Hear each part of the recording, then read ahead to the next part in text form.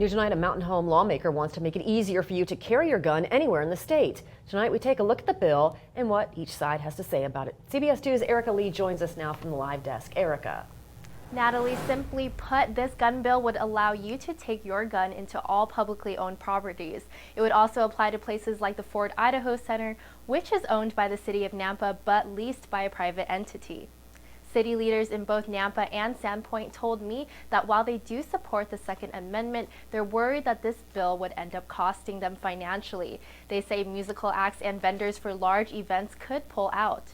Promoters that have required that guns not be allowed at their events, because typically guns and alcohol don't mix, and so some of those promoters are not willing to take the risk that could potentially come with that. I'm sure that, virtually every municipality, every county, and even state agencies themselves have so many situations like this across the state that if a bill like this were passed, it would just have a ripple effect that would significantly influence the economy of Idaho going forward and in a negative way.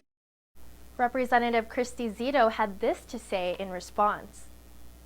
The leasehold situation on state-owned land will be addressed in a different piece of legislation. Bottom line is, do we sacrifice our constitutionally guaranteed rights for money? Representative Zito also says she's aware of the concerns and promises that they will be addressed. The bill now heads to the Senate. Reporting at the live desk, Erica Lee, CBS 2 News. Fresh off their victories in Iowa and New Hampshire, Bernie Sanders and Pete Buttigieg are heading into the Nevada caucus with momentum. We are going together to win the Democratic nomination. Buttigieg, though, acknowledges he needs greater support among voters of color in states like Nevada. Also facing an uphill climb, but among all voters, is Joe Biden, who lagged in 4th and 5th place in the first 2 states. He speculates what caused his slow start. I got outspent overwhelmingly in both places. I shouldn't be but I haven't spent the time, it's starting to happen now, I haven't spent the time going out, doing the fundraisers and moving the way I have.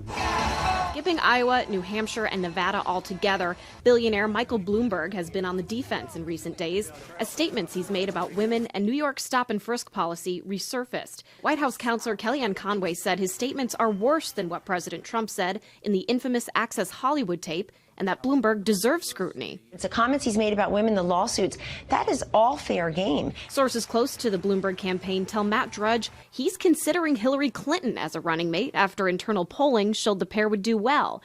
But when asked about being a VP candidate on The Ellen Show earlier this month, Clinton laughed at the prospect. If someone asked you to be vice president, would you do it? Well, that's not going to happen, but no, probably no. Some of the candidates will meet on the debate stage in Las Vegas on Wednesday. So far, 5 of them have qualified. The other 3, Bloomberg, Tom Steyer, and Tulsi Gabbard, have until Tuesday night to meet the requirements to get in on that debate. In Washington, I'm Autrell Nashar.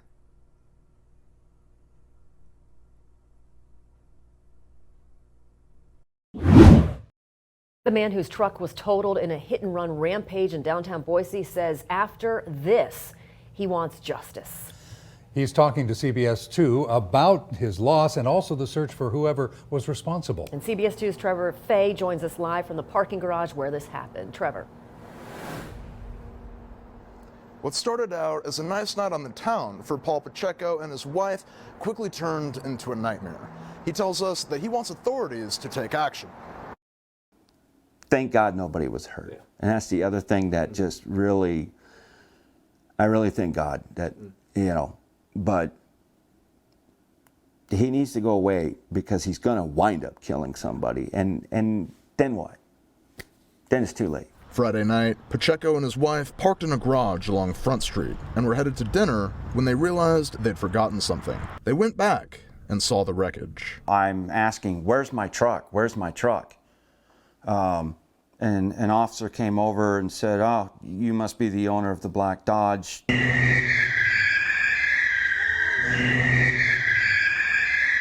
His truck had been dragged by the Mustang. It was captured on cell phone by a witness.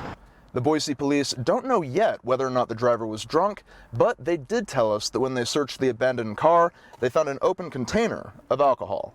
For Pacheco, his truck was more than just a set of wheels. My truck did have some sentimental values to me based upon my military career and history, and that truck was an extension of it. Now he wants justice.